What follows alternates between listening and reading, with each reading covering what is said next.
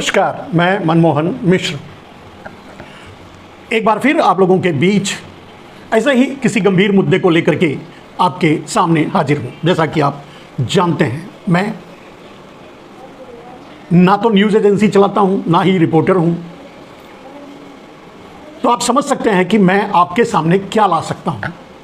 एक रिसर्च करता हूँ, खोज करता हूँ, और ख़ास करके राजनीति पर, और उसी पर अपने विचार, आपके सवालों के जवाब जो आप कमेंट बॉक्स में लिखते हैं, और इसी तरह की जो सामने दिखता है उसके पीछे क्या है, जो समाचार है उसके पीछे का समाचार असल में क्या है। और अगर शुद्ध भाषा में और कुछ शब्दों में, 2 शब्दों में अगर कहें तो हमारे व्यूज़ को आप ये कह सकते हैं कि अंदर की बात। इससे ये शॉर्ट हो जाएगा, इससे छोटा हो जाएगा, एकदम सही। तो अंदर की बात क्या है? तो आज किस विषय के अंदर की बात आपके सामने रखेंगे, वो है मोडानी का राम राज्य। आप देख रहे हैं कि अडानी और मोदी पूरी तरह से, या यूँ कहें कि गुजराती माफिया, या यूँ भी कह सकते हैं गुजरात लॉबी, या यूँ भी कह सकते हैं कि सारे के सारे जो फ्रॉड और चोर हैं गुजरात के कुछ लोग, बहुत थोड़े लोग हैं वो, तो कुछ लोग उनकी बात कर रहे हैं। उनका राम राज्य है, मोडानी का राम राज्य है। तो मोडानी के राम राज्य में आपको क्या मिलेगा, और वो राम राज्य कैसा है, और उसके अंदर की बात क्या है, इसे आप समझिए। दोस्तों, 22 जनवरी को भगवान श्री राम के अधूरे मंदिर का, अभी पूरा नहीं बना है और 22 जनवरी तक भी पूरा नहीं बन पाएगा, अधूरे मंदिर का लोकार्पण होने जा रहा है। इसे यूं कह सकते हैं कि भगवान श्री राम लला का प्राण प्रतिष्ठा होने जा रहा है, और वो भी नरेंद्र दामोदर दास मोदी के हाथों। आप मेरे पीछे पोस्टर्स लगाए, इसमें देख सकते हैं मोडानी का राम राज्य, और प्राण प्रतिष्ठा के यजमान कौन हैं आप देख सकते हैं, आप समझ भी सकते हैं।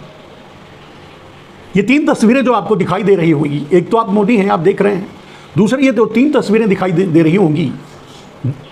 रही हैं, ये बीएचयू के वही नराधम हैं जो नारी को निवृत्त देखने में जिन्हें बड़ी रुचि होती है, और सिर्फ देखने में नहीं, दूसरों को दिखाने में भी।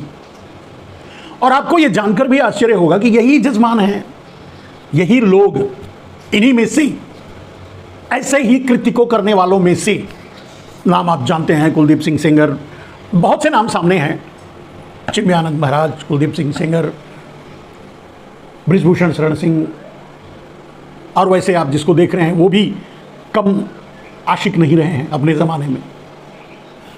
और ये तो यही जजमान है। अब प्रश्न ये उठता है मेरे दोस्त कि 22 जनवरी को अयोध्या में जो होगा वो क्या होगा,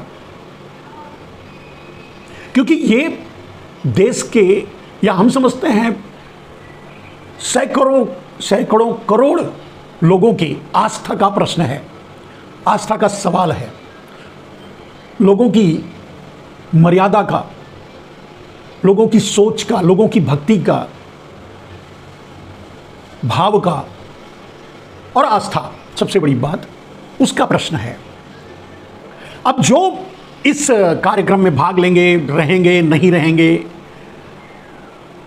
लेकिन सबसे बड़ा सवाल जो मेरे मन में है वो मैं आपके सामने रख रहा हूं कि ये 22 जनवरी भगवान श्री राम, जिनके लिए कहा जाता है, या थोड़ा बहुत जो लिखा पढ़ा सामने है उसके अनुसार, जिनका जन्म त्रेता युग में हुआ था,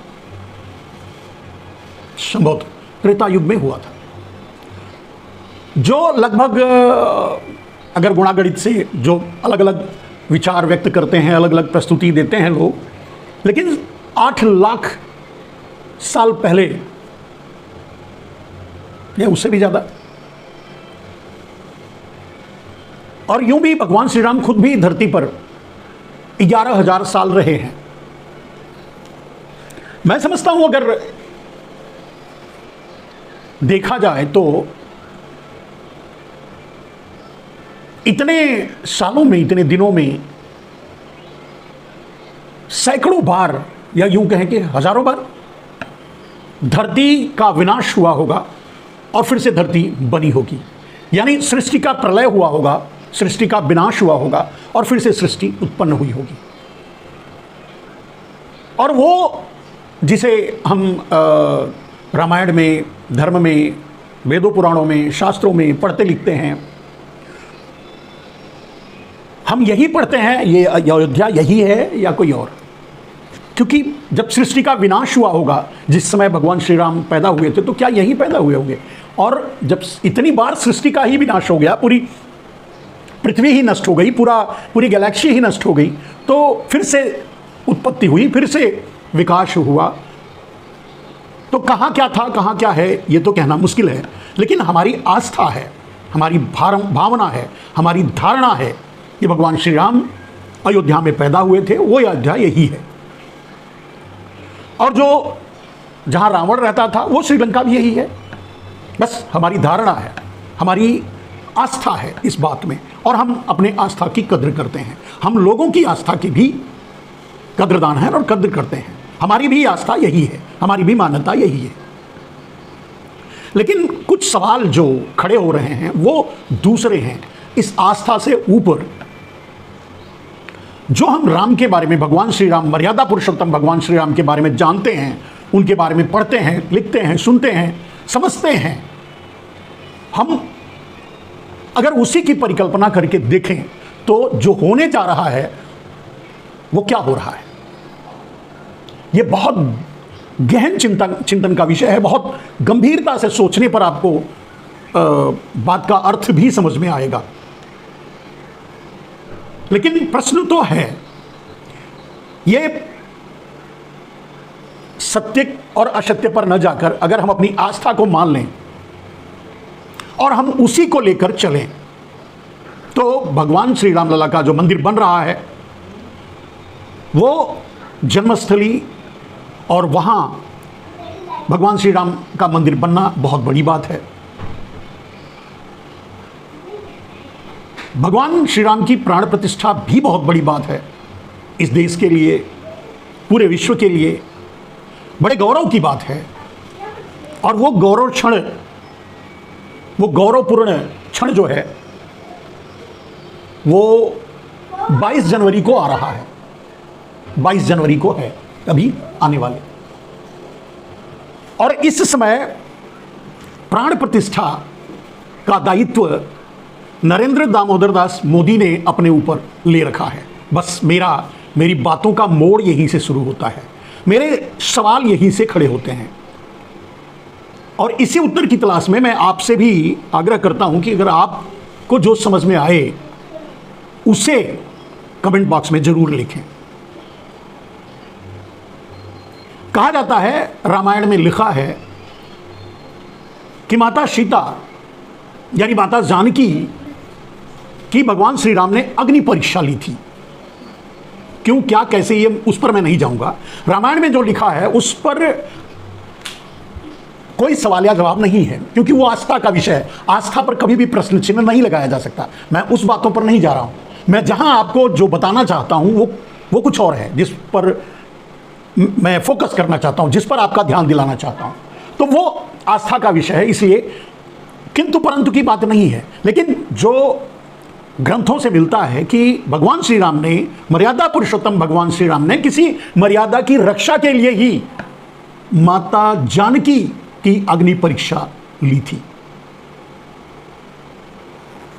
और यहीं से मेरा सवाल शुरू होता है कि 22 जनवरी को और माता जानकी की अग्नि परीक्षा ली थी भगवान श्री राम ने, तो किसी किंतु परंतु के लिए ही ली थी, किसी सवाल के जवाब के लिए ही ली थी, किसी प्रश्न के हल के लिए ही ली थी, किसी शंका के समाधान के लिए ही ली थी, किसी उत्पन्न परिस्थिति को संभालने, देखने, समझाने के लिए ही ली थी। कहने का अर्थ यह है कि भगवान श्री राम, अगर सवाल किया जाए तो भगवान श्री राम ने माता सीता की अग्नि परीक्षा क्यों ली? अब जो भी जानते हैं, आप जितना भी पढ़े हैं उसके अनुसार आप अपने मन में रख लीजिए। अब मेरा सवाल शुरू होता है। तो 22 जनवरी को मेरे हिसाब से भगवान मर्यादा पुरुषोत्तम भगवान श्री राम को अग्नि परीक्षा देनी होगी। मर्यादा पुरुषोत्तम भगवान श्री राम की अग्नि परीक्षा होगी। अब आप सोच रहे होंगे क्यों? ऐसी ही कुछ परिस्थितियां रही होंगी, ऐसे ही कुछ सवाल रहे होंगे जिसका जवाब भगवान मर्यादा पुरुषोत्तम भगवान श्री राम ने माता सीता की अग्नि परीक्षा से दी। भगवान श्री राम क्योंकि वो अंतर्यामी थे, वो ईश्वर थे, वो आदि पुरुष थे, वो सर्वज्ञाता थे, सबके मन तक पहुंचते थे, दिल तक पहुंचते थे। ऐसा नहीं है कि उन सवालों का जवाब माता सीता के प्रति भगवान श्री राम के मन में कोई शंका उठी और उसको लेकर के उन्होंने अग्नि परीक्षा ली, ऐसा तो नहीं हो सकता, क्योंकि जब वो खुद मर्यादा पुरुषोत्तम भगवान श्री राम थे। बस मैं कोई कथावाचक नहीं हूं, मैं आपके सामने कथा नहीं रख रहा हूं। मैं तो माता सीता की अग्नि परीक्षा से भगवान श्री राम के अग्नि परीक्षा को जोड़ रहा हूं। वो वक्त मर्यादा पुरुषोत्तम भगवान श्री राम का था, वो वक्त त्रेता युग था, और 11,000 साल भगवान श्री राम रहे, राज किए। अब उनकी महत्ता, उनकी शक्ति सब आप समझ सकते हैं। लेकिन आज अयोध्या में 22 जनवरी को भगवान श्री राम को अग्नि परीक्षा देनी होगी। पूछिए कैसे? और यह सवाल मेरा क्यों है? बहुत महीन, बारीक और छोटे सवालों को लेकर मैंने कहा कि भगवान श्री राम के मन में माता जानकी के प्रति कोई शंका नहीं रही होगी। निश्चय ही वो शंका वो समाज से उभरी होगी, जिसका समाधान ढूंढने के लिए माता जानकी की अग्नि परीक्षा भगवान श्री राम ने ली। आज पूरा देश, हर देश का हर नागरिक एक सवाल लेकर खड़ा है, 22 जनवरी को देख रहा है, भगवान श्री राम लला को देख रहा है, भगवान श्री राम को देख रहा है। क्या भगवान श्री राम, मर्यादा पुरुषोत्तम भगवान श्री राम अपनी मर्यादा का पालन करते हुए अग्नि परीक्षा देंगे? वो अग्नि परीक्षा क्या है? लोगों के मन में सवाल क्या है? और भगवान को क्यों अग्नि परीक्षा देनी चाहिए? यही सबसे बड़ा सवाल है। अब मर्यादा पुरुषोत्तम भगवान श्री राम की के मूर्ति की प्राण प्रतिष्ठा, यानी उनके अस्तित्व की, उनके आस्था की, उनके प्राण प्रतिष्ठा की जाने वाली है आधे अधूरे बने मंदिर में। वहां तक तो ठीक है, चलिए मानते हैं। लेकिन वो प्राण प्रतिष्ठा ऐसे ही जजमानों के द्वारा की जाने वाली है, यानी नरेंद्र दामोदर दास मोदी के हाथों होने वाली है। सबसे बड़ा सवाल, मर्यादा पुरुषोत्तम भगवान राम की अग्नि परीक्षा क्यों मैं कह रहा हूं? क्योंकि अभी अगर वो नरेंद्र दामोदर दास मोदी के हाथों प्रतिष्ठित होते हैं तो उन्हें नरेंद्र मोदी के कर्मों पर दस्तखत करने होंगे, साइन करने होंगे, तस्दीक करना होगा कि नरेंद्र मोदी एक वो शुद्ध व्यक्ति हैं, एक वो आदमी हैं जो मेरी प्राण प्रतिष्ठा कर सकते हैं। और उनके सारे पापों का हिसाब भगवान श्री राम को देना होगा, देना चाहिए। देना होगा मैं नहीं कह सकता, लेकिन देना चाहिए। यही अग्नि परीक्षा होगी भगवान श्री राम की। और हम जाने या ना जाने, देश जाने या ना जाने, आम आदमी, हम तो आम आदमी हैं, कोई जाने या ना जाने, भगवान श्री राम तो, मर्यादा पुरुषोत्तम भगवान श्री राम तो अंतर्यामी हैं, अंदर की बातें जानते हैं। उन्हें तो पता होगा कि पुलवामा में हमारे 44 सैनिक, 40 सैनिक कैसे मरे। उन्हें पता होगा कि गोधरा में क्या हुआ। उन्हें पता होगा कि उसके बाद गुजरात में जो नरसंहार हुआ वो क्यों और कैसे और क्या हुआ। उन्हें पता होगा कि उसके बाद कालांतर में 1 बाई 1 हर चुनाव से 3 से 6 महीने पहले आतंकवादी घटनाएं होती रही और हमारी सेना मारी जाती रही, हमारे सैनिक मारे जाते रहे। वो क्यों हुआ होगा? भूख से मरते हुए किसान, आंदोलन करते हुए किसान, दिल्ली के बाहर बैठे हुए किसान मारे गए, मरे, क्यों हुआ? उसका जिम्मेदार कौन है? मोदी की नोट लॉन्चिंग की लाइन में खड़े हुए लोग जो मरे, उसका जिम्मेदार कौन है?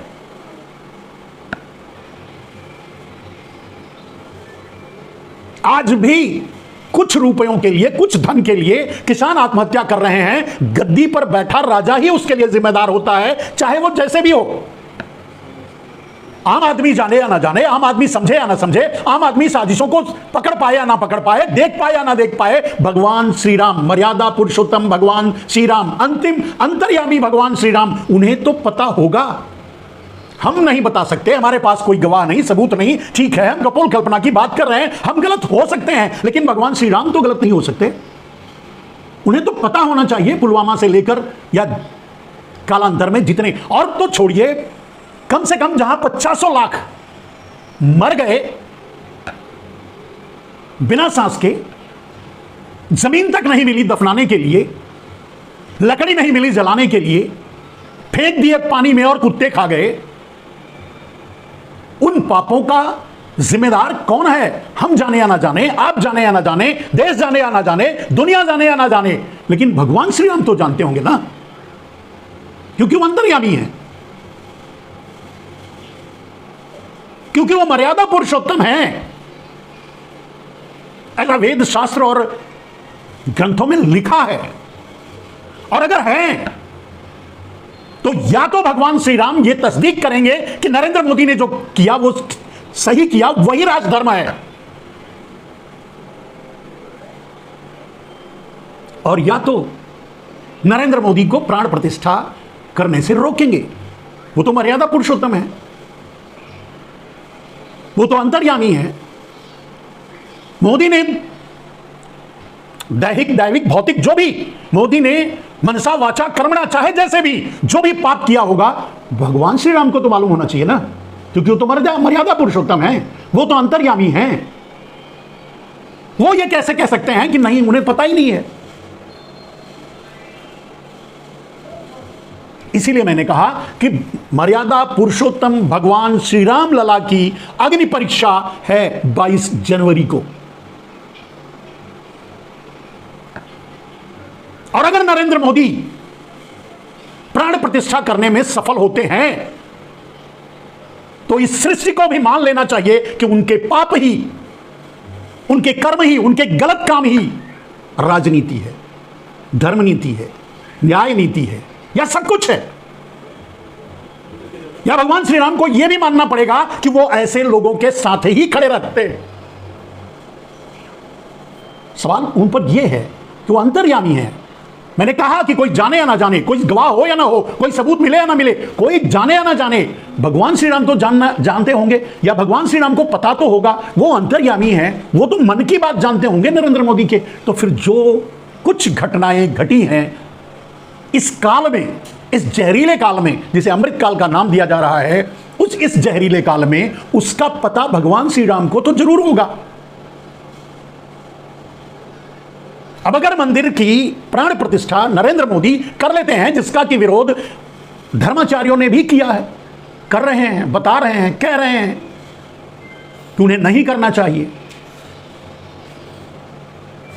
आम आदमी की सोच भी यही है और नीति भी यही कहती है कि एक राजा धर्म का पालन नहीं कर पाता, नहीं कर सकता, और कम से कम क्रूर राजा नरेंद्र मोदी जैसा वो तो कभी नहीं करता। फिर ऐसे को मर्यादा पुरुषोत्तम अंतर्यामी भगवान श्री राम की मूर्ति का अनावरण या भगवान श्री राम मूर्ति का प्रतिष्ठापन करना कहां तक उचित है? और इसीलिए मैंने कहा कि अब सवाल नरेंद्र मोदी से नहीं है और ना ही नरेंद्र मोदी पर कोई सवाल है। सवाल तो अब भगवान श्री राम से ही है। अग्नि परीक्षा भगवान श्री राम की है। अगर इसी तरह के पापी, इसी तरह के लोग, इसी तरह के जो न जाने कितनों की मौत के लिए सीधे सीधे जिम्मेदार हो, मार डाला हो, मरवा डाला हो, मर गए हो, चाहे भले ही खुद न किया हो लेकिन उनकी नीतियों से मरते हो। इसीलिए तो कहा जाता है कि राजा को यह काम नहीं करना चाहिए। तो इन सारी बातों को देखते हुए क्या भगवान श्री राम अपनी प्राण प्रतिष्ठा नरेंद्र मोदी से करवाते हैं, करने देते हैं? ये भगवान श्री राम की अग्नि परीक्षा है, मर्यादा पुरुषोत्तम भगवान श्री राम की अग्नि परीक्षा है। यह मेरी सोच है। मैं इस सोच को किसी पर नहीं थोपता, ये मेरे विचार हैं। मैं अपने विचारों को किसी को सत्य मानने के लिए नहीं कहता, ये मेरे भाव हैं, ये मेरी आस्था है भगवान श्री राम के प्रति कि अगर भगवान श्री राम मर्यादा पुरुषोत्तम है, हमारे मन की बात भी समझते होंगे और मोदी के मन की बात भी समझते होंगे हैं, तो अब तो उनके हाथों में है निर्णय कि वो क्या करेंगे। और अगर ऐसा होता है तो मैं नहीं समझता कि उस मंदिर में जो भी जाएगा, जब भी जाएगा, अगर इतिहास को जानता होगा, मोदी के कर्मों को जानता होगा, तो उस मूर्ति के सामने खड़े होने के बाद उसे मोदी के सारे कर्म याद आएंगे। वो किस आशा से, किस प्रेरणा से, किस भाव से मांगेगा, कुछ कह पाएगा अपना दर्द, सुन पाएंगी वो मूर्तियां जिन्हें नरेंद्र दामोदर दास मोदी स्थापित करेंगे? ये बहुत बड़े सवाल हैं। मैं धर्म का ज्ञाता भी नहीं हूं, मैं तो बस आम भाषा में जो आप जानते हो वही मैं जानता हूं। मेरे सवाल जो आपके मन में होगा वही मेरे मन में भी है, वही मैंने रखा है, कहीं से कुछ ढूंढ कर पढ़ लिख कर नहीं।